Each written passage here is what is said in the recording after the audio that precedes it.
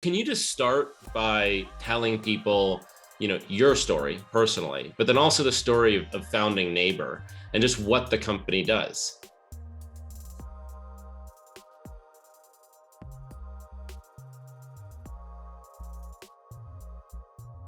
Yeah, so we started this out of school, and there's three founders. There's myself, there's Preston, there's Colton. I don't think any of us were planning on doing a startup. My good friend Preston, he had been down in South America. He needed a place to store his items while he was down there for the summer filming. And he looked into getting a storage unit and kind of had the same experience that everyone has when they try to get a storage unit. It was going to be a half-hour drive to some industrial park in the next town over because none of the local facilities had any occupancy.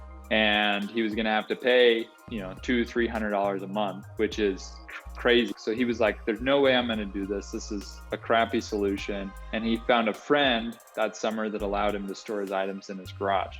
Well, fast forward to the end of the summer, he gets back, goes to pick his items up, and just kind of has the thought, like, this was so much better. I felt so much more peace of mind knowing my items were in a nice, clean garage than in one of those storage units. And I saved a lot of money. Like, why doesn't everyone do this? We've got to be an empty garage in every single neighborhood in the country.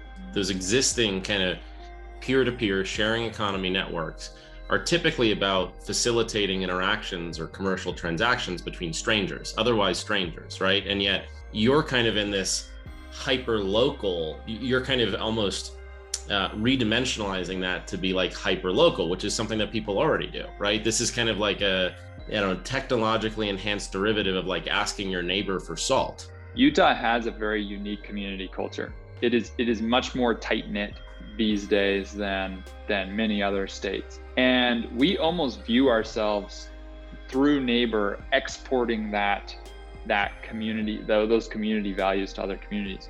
So like, storage is not the end game for us. There are a lot of ways that you can interact and provide services with your neighbor. Can you talk about just what were the effects of COVID on Neighbor? When you're confined to your home, you pay attention to your home more. So you start organizing it, you start, moving stuff out into a storage unit. You may need to clean out a space for a home office because you're working from home, or a home gym because all the gyms are shut down. What I don't know that we completely anticipated, though, was that it would also affect the supply side of our business. First and foremost, you just had a lot of people that needed income, and they needed a way to get that income, and traditional gig economy solutions were not options for them. This is like true passive income, right? This is about as passive as you can get. And all of a sudden, all of these commercial landlords all over the country are thinking, well, how am I going to fill my space? And we were able to step up and say, well, we can fill it with storage demand, and storage demand can provide these predictable recurring cash flows for you over the long-term future. In fact, even once COVID goes away, you should probably diversify a portion of your portfolio to have some sort of like stable storage cash flows. And I think landlords during COVID became acutely aware of how much excess space that they in fact have, and that you can even make that actually generate income. Today, already built, there's over 2 billion square feet of self-storage in the United States. There are more self-storage locations than there are McDonald's, Starbucks, Dunkin' Donuts, Burger Kings, Wendy's, Domino's, Walmart's, Home Depot's, and Costco's combined. It's insane. That's how widespread this American need is.